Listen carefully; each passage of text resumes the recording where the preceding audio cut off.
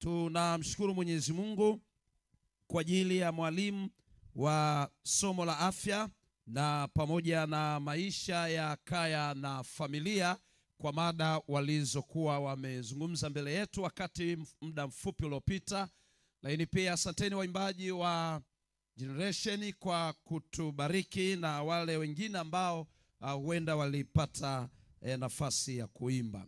Sasa jioni ya leo naomba nitumie fursa hii niwakaribishe katika mada yetu ya jioni hii ya leo.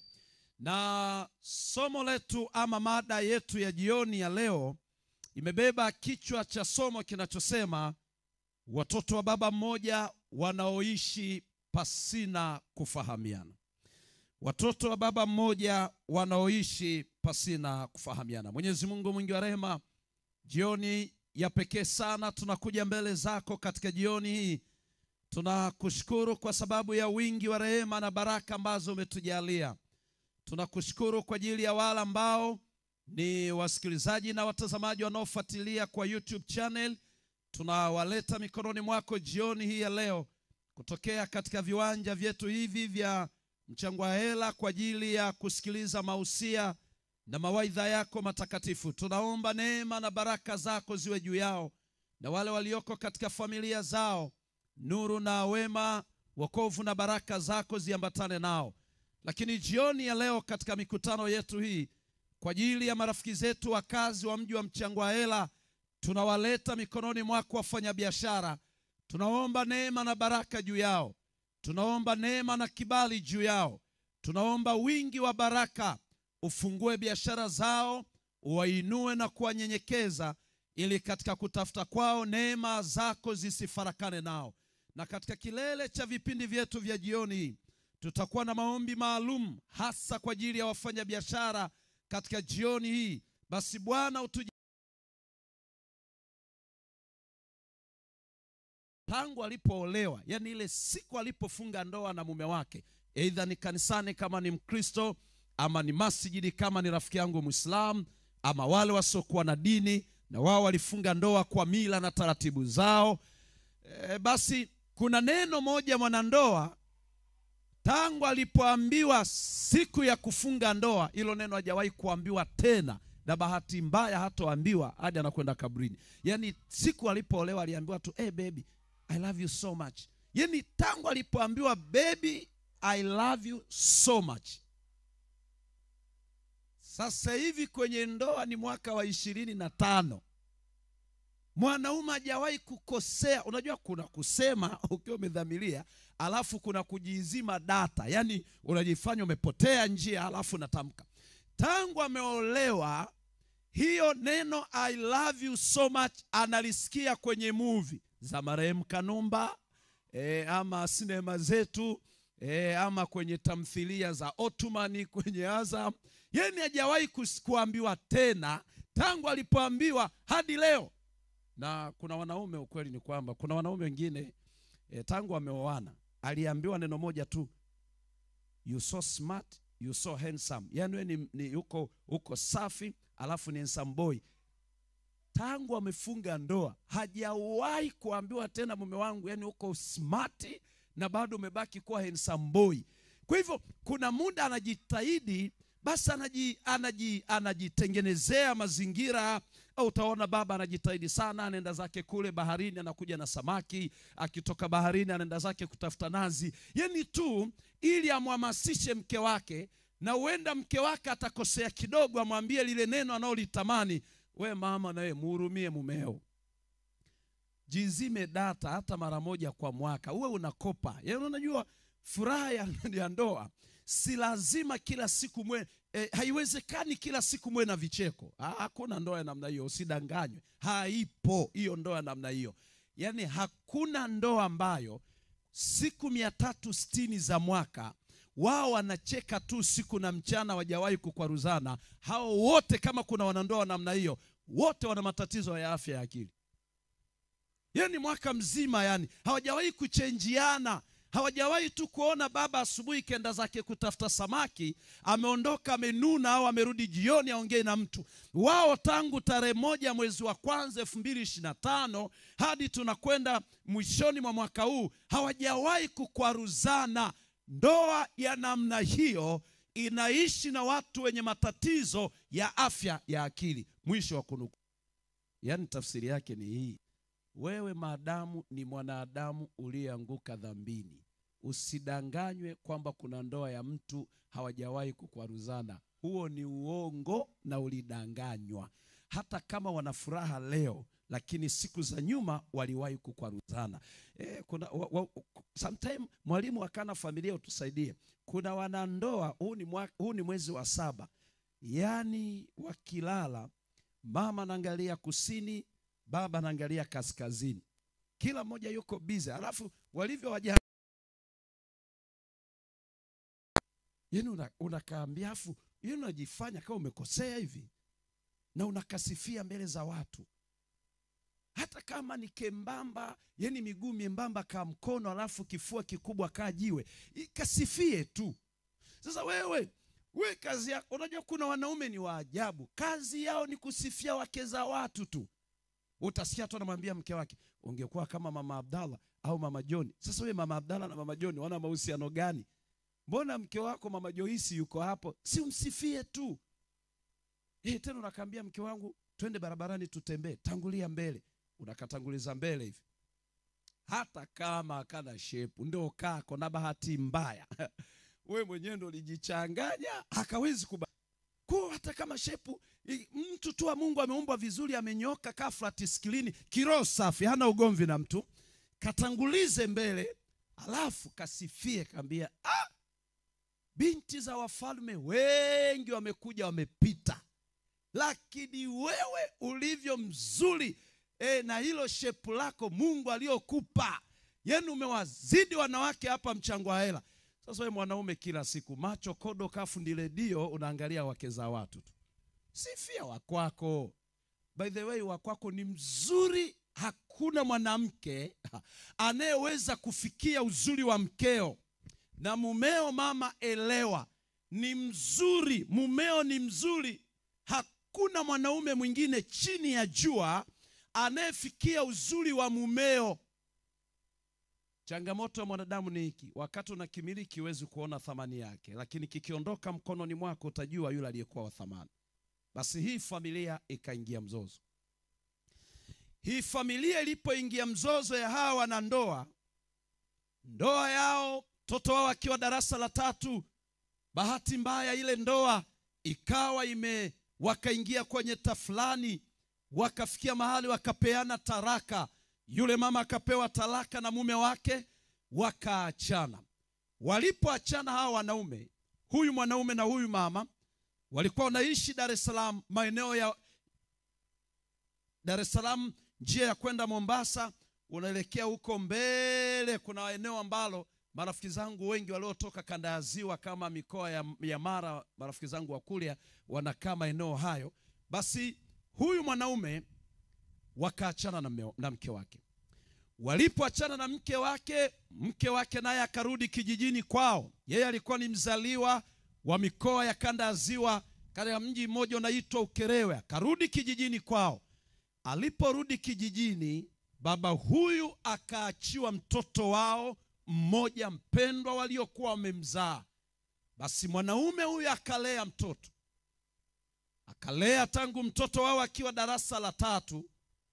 Mtoto akaendelea kupanda madarasa, akafika darasa la 5, darasa la 6, na hatimaye yule mtoto, yule kijana sasa alishakuwa mtu mzima kidogo, amefikia eji ya ujana, akawa amemaliza masomo yake ya darasa la 7. Sasa kama unavyofahamu, malezi ya single parents ni malezi magumu sana. Malezi ya wazazi, ya mzazi mmoja, ni moja malezi yenye changamoto kubwa mno. Ninyi wanaume na wanawake mlio kwenye ndoa, ukiona mzazi mwenzako ni single parent, ni mzazi anayelea mtoto peke yake, ama wengine wanawaita jina wale ya pweke, yani yeye huyu ni binti alifiwa na mume wake. Kwa hivyo anaishi, pengine alifiwa basi ni mjane, ama ni binti alipewa ujauzito na mwanaume akakataliwa. Kwa hivyo analea watoto wake kama mzazi peke yake. Ni moja ya kundi la watu wanaolea kwenye mazingira magumu sana, na wengi wameharibikiwa watoto wao. Mungu akikubariki kuwa na ndoa yenye amani, usimcheke mzazi anayelea mtoto wake peke yake, badala yake mkumbatie na kumsapoti. Wanapitia maisha magumu yanayokatisha tamaa, na wengine wanajinyonga wanapoona hakuna sapoti ya maisha ya watu waliofanikiwa. Basi huyu baba akalea yule mtoto wake wa kiume, kamaliza darasa la 7, maisha yakabadilika. Baba akaugua. Bahati mbaya maradhi yakamkuta yule mwanaume. Alipougua katafuta msaada wa kuponywa, hakuna mtu aliyekuwa tayari kumsaidia. Kila mmoja alikuwa bize na maisha yake. Katika hali ya magonjwa aliyoyapata yule mwanaume, bahati mbaya alipelekea umauti. Yule baba akawa amekufa.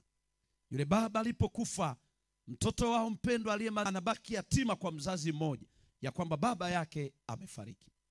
Sasa kijana, wakati akiwa hai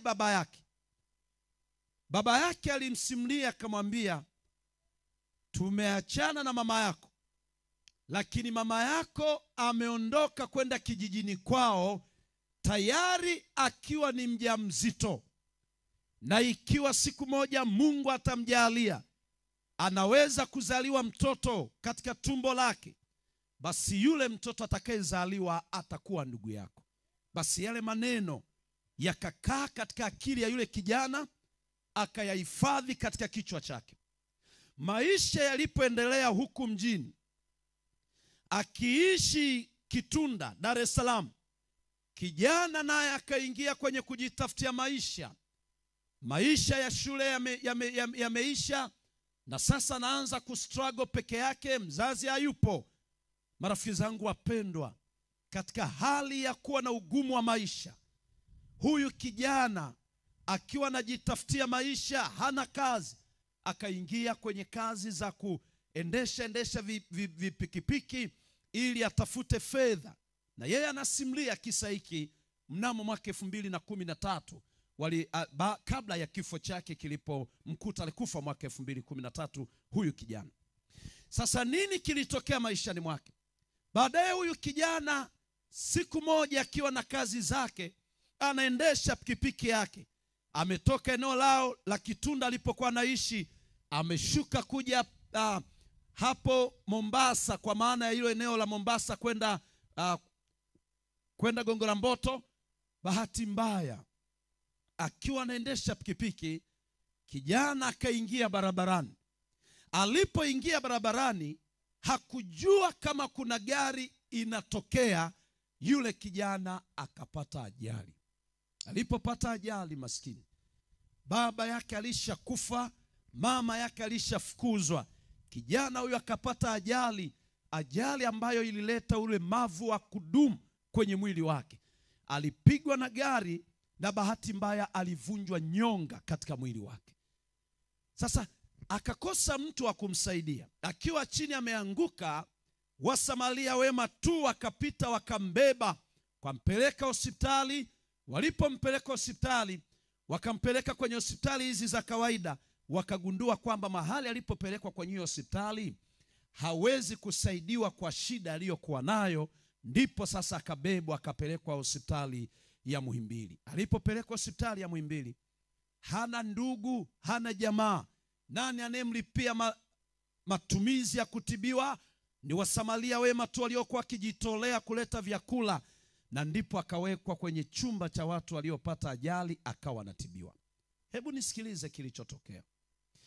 Kumbe nyumbani kwao, mama yake kule Ukerewe, kule Kandaziwa, huyu mama kwa kuwa naye aliondoka akiwa mjamzito, alipofika kijijini kwao akatunza mimba yake. Mungu akamjalia, mimba ikakua, hatimaye alizaliwa mtoto. Yule mtoto aliyezaliwa alikuwa ni mtoto wa kiume. Mama alipozaa mtoto wake, akamlea, akafikia umri wa kujitambua. Akafikia umri wa kuambiwa maneno ambayo anaweza kuhifadhi. Yule mtoto akaendelea kukua, akawa naambiwa, mwanangu, mimi nilifukuzwa na baba yako. Tulikuwa tunaishi Kitunda, Dar es Salaam, lakini nimeondoka Dar es Salaam. Kule kuna ndugu yako. Siku utakapokuwa mtu mzima, rudi Dar es Salaam, nenda hadi Kitunda, kamtafute, huenda utampata nduguyo. Kwa hivyo yule mtoto naye yale maneno yakaishi ndani ya moyo wake. Marafiki zangu wapendwa, maisha kama unavyoyafahamu, maisha ya Gandhi siku zinakwenda. Maisha ya mama huyu yakawa magumu. Hakujua kama mume wake alishafariki, na kwa sababu hapakuwa na mahusiano ya mawasiliano yoyote, bahati mbaya siku moja mama huyu kaingia kwenye biashara za kuvua samaki. Akiwa ameingia kwenye biashara ya uvuaji wa samaki, akajiunga na wanaume fulani ambao walikuwa wanafanya biashara, wanatoka katika visiwa vya Ukerewe, wanatafuta samaki ndani ya ziwa Victoria. Siku moja huyu kijana mdogo anasimulia story hiyo. Mama yake akaondoka na wanaume 4, yeye alikuwa ni mwanamke peke yake, wakiwa wamembeba kwenye mashua yao, wanakwenda kutafuta samaki. Bahati mbaya, walipofika wanaelekea kwenye kina kirefu cha ziwa Victoria, wale wavuvi 5, 4 wanaume na mwanamke mmoja, mashua yao ikazama, ikaingiwa na maji. Ile mashua ilipoingiwa na maji, wakajitahidi kuogelea ili watoke kwenye ziwa Victoria, kwa sababu walikuwa wanazama. Bahati mbaya hawakufanikiwa. Yule mama na wale wanaume 4 walikufa maji katika ziwa Victoria. Kijana huyu akiwa nyumbani, siku ya kwanza hakuona mama yake akirudi. Siku ya pili hakuona mama akurudi. Ikachukua hadi siku 4. Baada ya siku 4, pale kijijini wakasikia matangazo. Jembe likapita mtaani. Kama mnavyofahamu sheria za vijijini, sheria za miji midogo midogo, basi likagongwa jembe. Tangazo, jamani, tumepatwa na msiba katika mji wetu wa Ukerewe. Wavuvi 5, mwanamke mmoja na wanaume 4 walikuwa wamekwenda kuvua samaki ziwa Victoria. Inavyoonekana mashua yao ilizama na hawa watu wamekufa. Tunawaomba wananchi wote waje ofisi za serikali ya kijiji kesho saa 4, mje mtambue miili. Hawa wote waliokufa wameokolewa wote. Basi watu wakaenda asubuhi. Walipokwenda asubuhi, huyu kijana naye aliyemtafuta mama yake akimngoja aje, akachelewa kwenda. Baadaye akasema ngoja niende, huenda miongoni mwa hawa wanaosema kwa nini mama hajarudi. Nataka niwaambie ndugu zangu wapendwa, kijana alipofika katika ofisi za serikali za kijiji, alikuta mwanamke ambaye ameshaharibika tayari maji, kwa sababu maji yaliingia ndani yao. Lakini kijana alipoona nguo ya yule mama, kwa maumivu makali alilia, akasema, huyu ni mama yangu.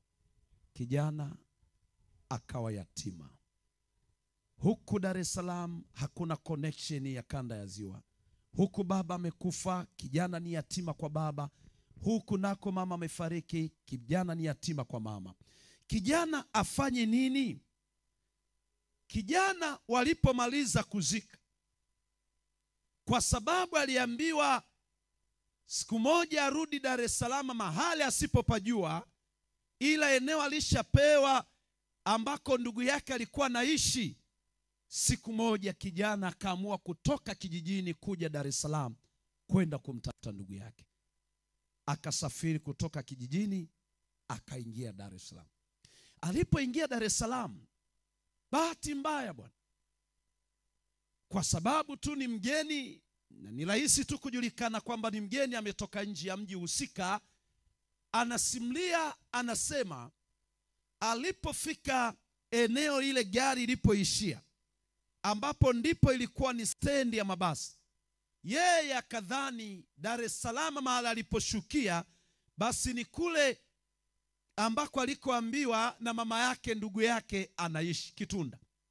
Yeye akadhani amefika Kitunda, kumbe bado hajafika. Basi jioni, kwa sababu aliingia usiku, wakapita vijana wale wanaoitwa vijana wa mitaani, wakamuona amebeba begi. Si unajua, wakamvamia, wakaanza kumwambia atoe pesa, na Kiswahili chenyewe hajui. Hata wewe ni shahidi, kabla hujaja mjini ulikuwa hujui Kiswahili. Hata wewe ni shahidi. Na hata kama ulikuwa unaongea Kiswahili, Kiswahili chako unakijua mwenyewe, kilikuwa ni kikubwa. Yaani baada ya kusema mama ameenda sokoni, wale wenzangu na mimi walotoka mikoa kanda ziwa, mama amekwendaga sokoni. Yaani hata wewe unajijua kabisa. Lakini baadaye sasa hivi una Kiswahili kimenyoka. Sasa hawa vijana wakaanza kumnyang'anya yule kijana begi. Wamemnyang'anya begi, kijana akajitahidi kuvuta lile begi. Bahati mbaya, kumbe ndani ya mifuko yao walikuwa na vitu vyenye ncha kali. Wakadhani lile begi limejaa fedha, wakavutana kunyang'anya lile begi, wakashindwa. Kijana mmoja akachukua kisu alichokuwa nacho, waking'ang'ania begi ambalo halikuwa na chochote. Walimchoma yule kijana kisu. Bahati mbaya, kisu kikachomwa kwenye jicho la kulia. Walipomchoma wale vijana, wakakwapua lile begi, wakaondoka nalo. Kijana akaachwa ameanguka chini hadi asubuhi. Ndipo Wasamaria wema wanapita wanakwenda makazini kwao, wanaona kijana damu imevuja, jicho limevimba, amelia. Ndipo akachukuliwa na mama mmoja mtu mwema, akampeleka hospitali. Alipompeleka hospitali, akafikishwa hospitali, akamwambia kwa hali aliyepata hii ajali anatakiwa apeleke hospitali kubwa ambayo ndipo anapoweza kutibiwa. Sasa tunapokwenda kumalizia na kusoma aya chache, naomba unisikilize hapa. Alipopelekwa hospitali, akapelekwa hospitali ile ile ambaye ndugu yake ambaye alipata ajali ya kuvunjwa nyonga kwenye ajali ya pikipiki na gari walikuwa wamelazwa kwenye hospitali moja.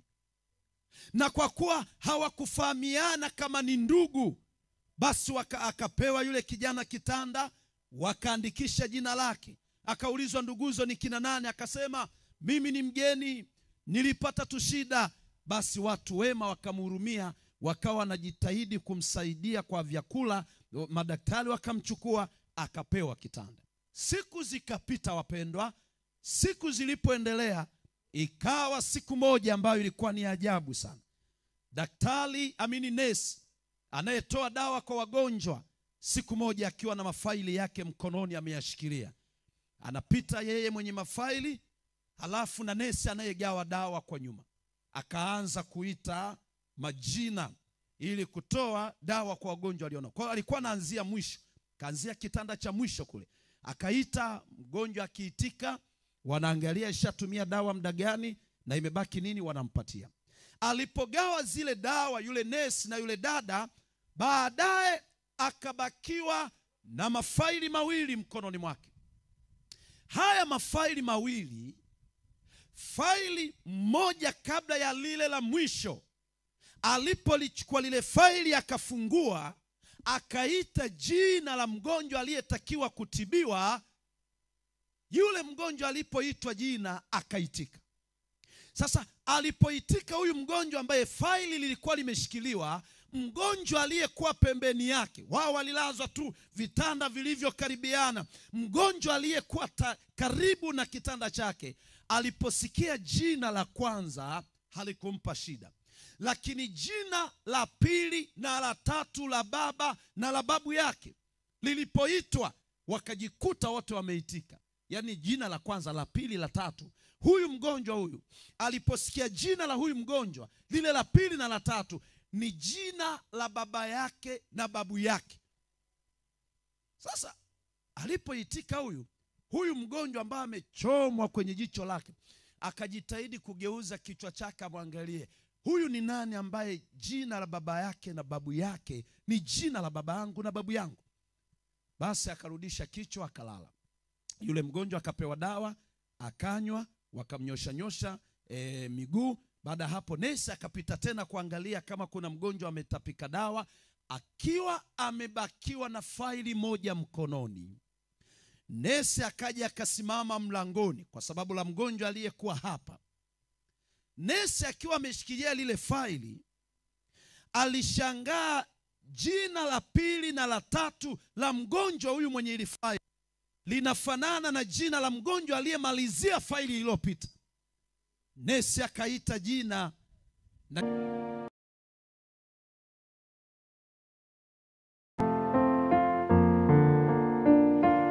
Mwenyezi Mungu mwingi wa rehema akamuita Nabii Ibrahim alayhi salam Rafiqullah, ama kipenzi cha Mwenyezi Mungu. Ukiwachukua Judaism, wanasema imani yao, muasisi na mwanzilishi wa imani yao si mwingine bali ni mzee Ibrahim. Sasa jioni hii Wakristo na Waislamu, Judaism na Wakristo, wote wanamuita Nabii Ibrahim kuwa ni baba yao. Kwani Ibrahimu yeye alitokeaje? Uniruhusu tu nisome nawe aya 4 tu jioni ya leo, halafu twende katika familia zetu. Msomaji, Mwanzo sura ya 11 aya ya 26 hadi aya 32. Maneno ya haki ya Mwenyezi Mungu yanasema maneno yafuatayo. Naam. 11 aya 26 na kuendelea. Neno la Mungu linasema, naam, akaishi miaka 70. Mwanzo sura ya 11 rafiki yangu, aya 26. Ndio. Mwanzo 11 aya 26. Aha. Tera akaishi miaka 70. Okay, Tera akaishi miaka 70. Akamzaa Abraham na Nahori. Akamzaa Abraham na Nahori. Na Haran. Na Haran. Na hivi ndivyo vizazi vya Tera. Sasa Biblia inaanza kumtaja mtu mmoja anaitwa Tera. Akaishi miaka 70. Alipoishi miaka 70, Tera akazaa mtoto Nahori.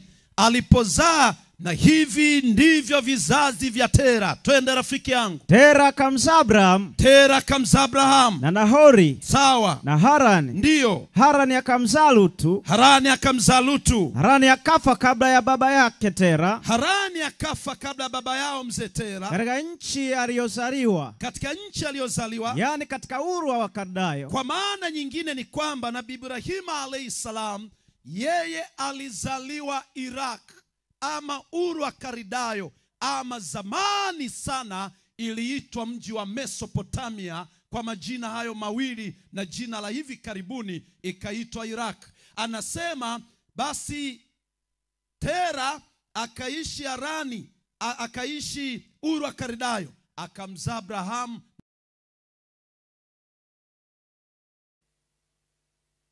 Uru wa Kaldayo kama tulivyosema, wamesafiri yeye na baba yao mzee Tera. Biblia inasema Tera alipofika nchi ya Harani, wakaishi nchi ya Harani kwa siku kadhaa. Bahati mbaya walipoishi katika nchi ya Harani, Tera baba yake Ibrahim nabii akayapenda maisha ya Harani, akawa ni miongoni mwa waabudu masanamu katika mji wa Harani. Bahati mbaya Tera alikufa katikati ya waabudu masanamu. Sasa tukasema kufa kwa mwongoza njia, ikiwa mwisho wa safari haujafika, haiwezi kuwa sababu ya kutokuendelea na safari. Abrahamu akawachukua nduguze aliyokuwa nao, wakaingia katika nchi ya Kanaani. Wanapoingia katika nchi ya Kanaani, miongoni mwa miji iliyokuwa ya ajabu duniani miaka hiyo, mji wa Kanaani ulikuwa ni mji ambao ulikumbwa na njaa mara kwa mara. Biblia inasema Tera akakaa katika nchi ya Kanaani, na Mungu akamwambia Ibrahimu akakaa katika nchi ya Kanaani. Mungu akamwambia Ibrahimu, ondoka wewe na jamaa na nyumba ya baba yako, uende mpaka nchi nitakayokuonyesha. Ibrahimu akaingia katika nchi ya Kanaani. Walipoingia katika nchi ya Kanaani, Biblia inasema maneno yafuatayo. Mwanzo sura ya 12 aya ya 10 rafiki yangu, tunapoelekea mwisho. Mwanzo sura ya 12 aya 10. Biblia tukufu inasema, Biblia inasema, basi kulikuwa na njaa katika nchi ile. basi kukawa na njaa katika nchi ya Kanaani. Abrahamu akashuka Misri akae huko kwa muda. Akashuka Misri aenda aishi kule kwa muda, maana njaa ilikuwa nzito katika nchi. Twende rafiki yangu. Ikawa alipokuwa karibu kuingia Misri, Abrahamu anaingia katika nchi ya Misri, amekaribia. akamwambia mkewe. Sasa Abrahamu alikuwa na mke wake mama Sarai, na tumesema ni miaka 70 kwenda 75. Abrahamu hakuwa na mtoto. Kumbuka somo letu jioni ya leo, watoto wa baba mmoja wanaoishi pasina kufahamiana. Sehemu ya kwanza, walipoingia katika nchi ya Misri, na kwa kuwa Abrahamu mke wake Bi Sarai alikuwa ni mwanamke mzuri wa sura, ukiendelea kusoma Biblia inasema, ikawa walipokuwa wanaingia Misri, Sarai, Abrahamu akamwambia Sarai, Sarai mke wangu, najua ya kuwa mwanamke mzuri wa sura, na itakuwa watakaponiona hawa Misri wakiniua, wakijua mimi ni mumeo, wataniua.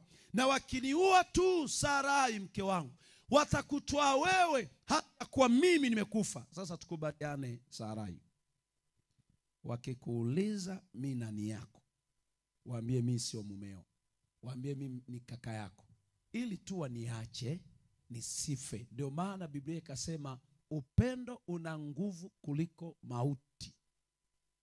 Yaani Ibrahimu akasema, hii piskali nimeitoa kote kule, ije chukuliwe tu na jamaa? Hapana.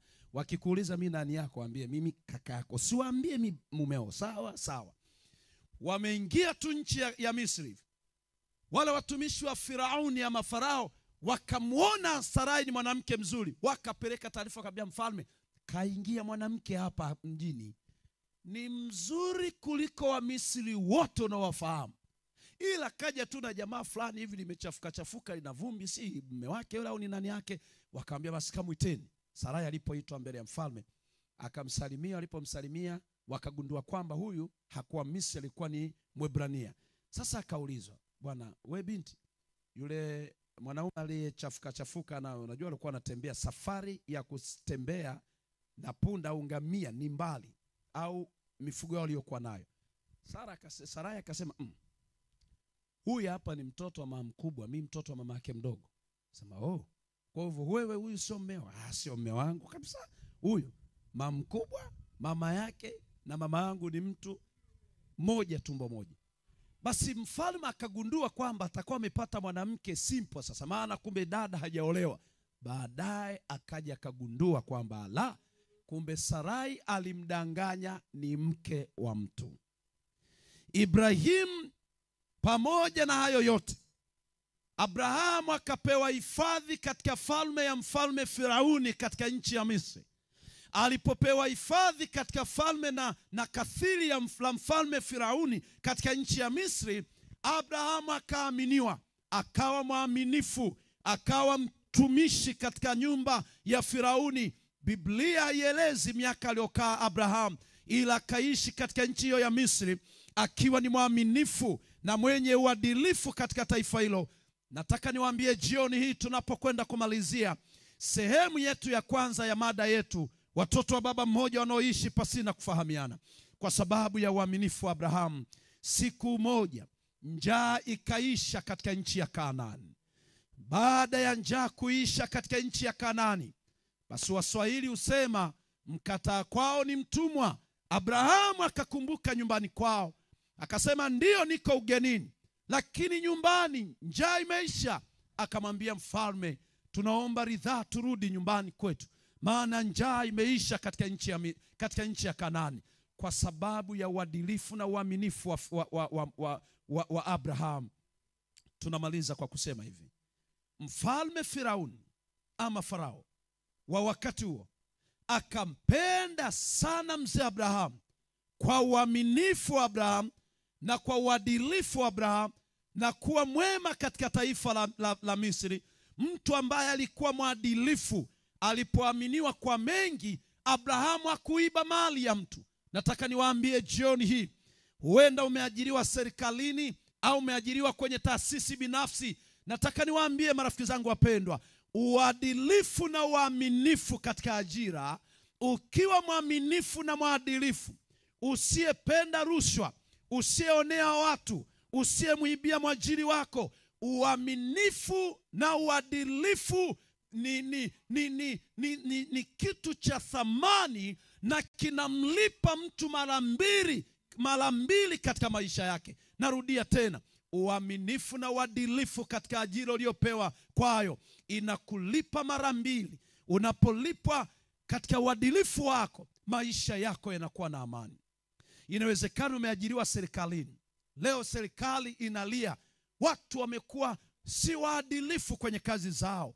Dunia ya leo inamtafuta mtu mwenye uadilifu, mtu ambaye atakayesema rushwa ni haramu na sitokula rushwa. Serikali na dunia ya leo inamtafuta mtu mwaminifu ambaye anaposema hii ni A, inakuwa ni A. Abraham, kipenzi cha Wakristo.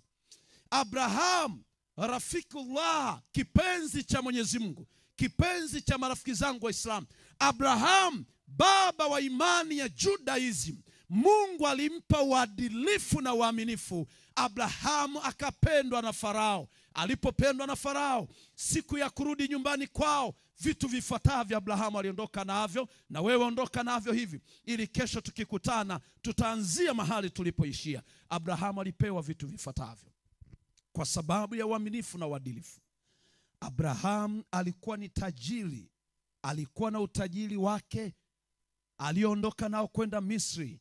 Lakini Abrahamu alipopanda kutoka Misri, alirudi akiwa tajiri mara mbili, akiwa yeye na ndugu yake Lutu. Lutu ni jina la Kiebrania.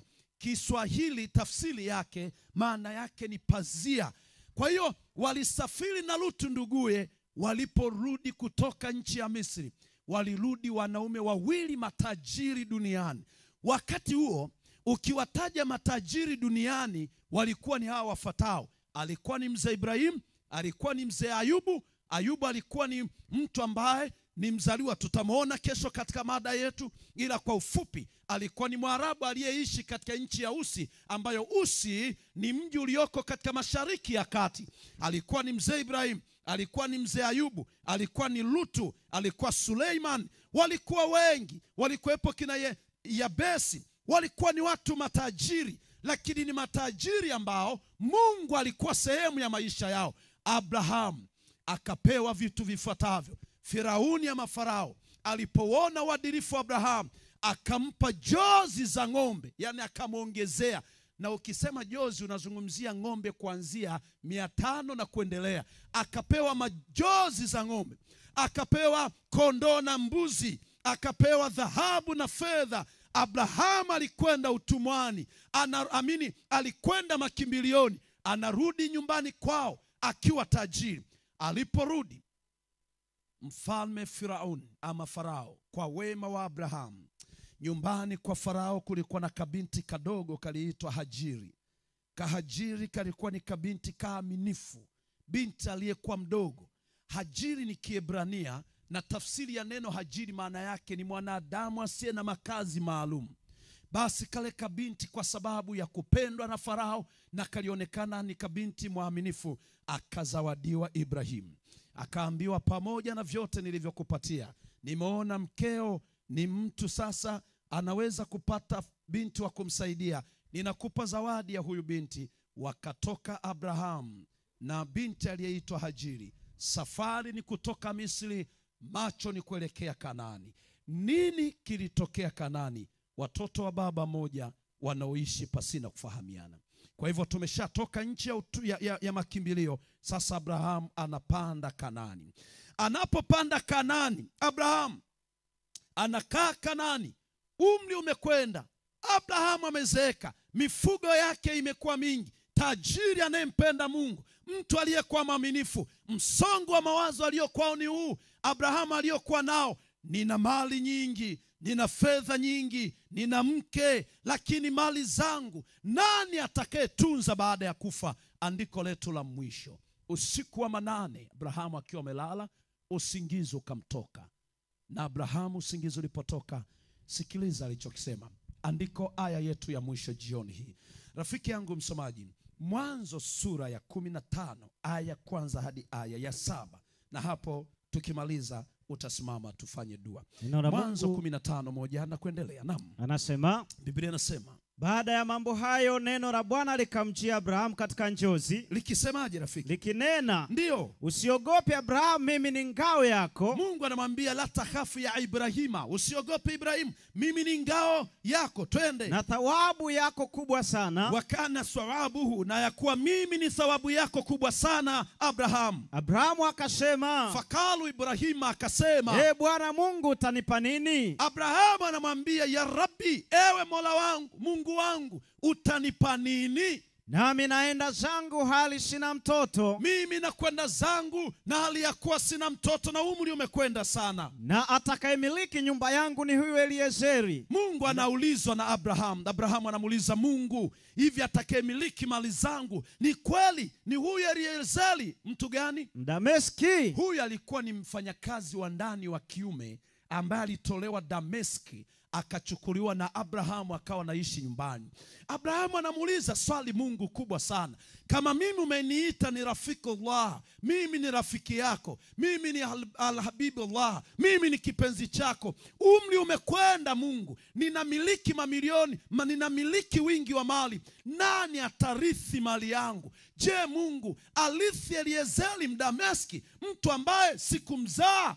Mungu anamjibu maswali yafuatayo. Twende rafiki yangu. Abrahamu akasema, Mungu akamwambia, tazama ukunipa uzao. Amini. Ibrahimu akamwambia, tazama Mungu kunipa uzao, na mtu aliyezaliwa nyumbani mwangu ndiye mrithi wangu. Mtu aliyezaliwa nyumbani mwangu ndiye angekuwa mrithi wangu. Nalo neno la Bwana likamjia likinena. Mwenyezi Mungu akamletea wahyi akamwambia Nabii Ibrahima, huyu hata kurithi, bali atakayetoka katika viuno vyako ndiye atakayekurithi. Mungu anamwambia Ibrahimu, la, Eliezeri Mdameski hawezi kurithi, maana hakuzaliwa kwenye viuno vyako. Twende. Akamleta nje akasema. Abrahamu akachukuliwa nje akaletwa na Mungu. Tazama sasa mbinguni. Mungu akampa mtihani wa kwanza Nabiullah Ibrahima alayhi salam, akamtoa nje akamwambia Ibrahim, tazama mbinguni, kazihesabu nyota kama ukiweza kuzihesabu. Abrahamu akatazama macho yake juu akaambiwa, unauona Ibrahimu wingi wa nyota huu wote, ikiwa utaweza kuzihesabu nyota. Akamwambia, ndivyo utakavyokuwa uzao wako. Kama unavyoona nyota hizi zote Abrahamu, ndivyo utakavyokuwa uzao wako Abrahamu. Abrahamu akamwamini Mungu, na tendo lile likahesabiwa kuwa haki. Waarabu husema inna Allaha, Waarabu anasema inna ahadika ana masuhura.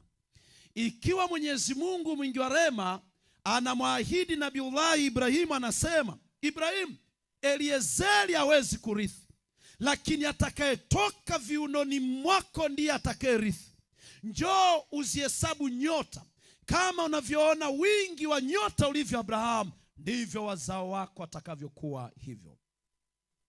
Watoto wa baba mmoja wanaoishi pasina kufahamiana. Sehemu ya kwanza, ni kina nani hawa? Abrahamu kaonyeshwa nyota, kaambiwa wingi wa nyota ndio watoto wake. Hawa ni kina nani? Mungu akupe neema, Mungu anipe neema, Mungu akujalie. Tukutane kesho sehemu ya pili.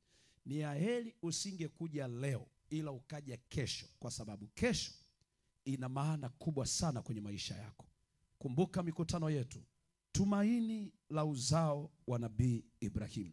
Sehemu ya kwanza, watoto wa baba mmoja wanaoishi pasina kufahamiana. Simama tuombe, tupate dua tunaporudi katika familia zetu. Mwenyezi Mungu mwingi wa rehema, tunakujilia mbele zako jioni hii, mioyo yetu ikiwa na shukrani, tukikushukuru kwa sababu ya wingi wa rehema na baraka zako. Tunasema asante kwa ajili ya kutujalia mawaidha yako jioni hii. Sehemu ya kwanza ya mada yetu, watoto wa baba mmoja wanaoishi pasina kufahamiana. Asante kutuanzishia imani ya safari ya kumtazama mja wako na rafiki yako Ibrahimu. Na sasa umetupeleka na kuturudisha nchi ya Kanaani, na tayari Abrahamu ameomba ahadi ya kutafuta mtoto, na wewe umemwahidi ya kwamba mtoto atakayerithi ni yule atakayetoka katika viuno vyako. Basi utupeleke nyumbani waja wako, ukiwabariki na wale waliokuwa nafuatilia kwa YouTube channel.